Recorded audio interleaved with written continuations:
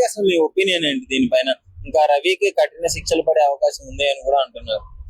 పడితే పడొచ్చు, కానీ అటువంటి వాళ్ళు రారు అనే నమ్మకం అయితే లేదు. గవర్నమెంట్ కూడా దాన్ని అరికట్టలేదు. ఎందుకంటే ఇప్పుడు ఇలా చూశారు కదా, ఇప్పుడు తను పట్టుకున్నా కానీ తను ఒక హీరో అయిపోయింది. చాలా వేల మందిలో కూడా, లక్షల మంది కూడా ఇప్పుడు ఎవరైతే సినీ ప్రేమికులు ఉన్నారో వాళ్ళందరి దృష్టిలో కూడా హీరో అయిపోయాడు.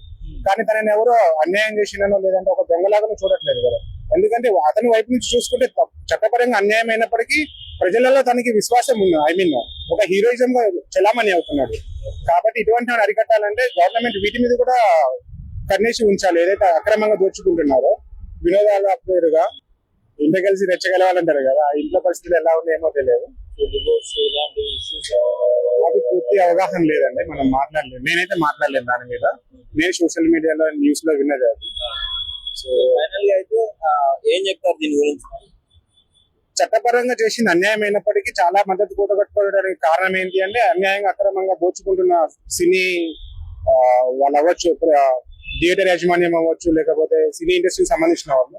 సో ఇది అరికడితే ఇక్కడ అరికట్టవచ్చు, ఆటోమేటిక్ అయిపోతుంది. ఎందుకంటే ఇక్కడ నీకు మద్దతు ఉండదు కాబట్టి. ఇప్పుడు నాకు నా స్తోమతలు తగ్గట్టు నేను థియేటర్లోకి వెళ్ళి కూర్చొని చూడగలిగినప్పుడు నేను ఇలా దొంగ ప్రైవసీ చూడాల్సిన అవసరం లేదు కదా. అదే నాకు దూరంగా ఉన్నప్పుడు నేను వీటికి మద్దతు ఇస్తాను అనమాట. అట్లీస్ట్ మద్దతు ఇవ్వకపోయినా కానీ అవకాశం ఉన్నప్పుడు వీటినే చూస్తాను నేను. అది నాకు అందుబాటులో ఉంటే మాత్రం ఇవన్నీ ఆటోమేటిక్ గా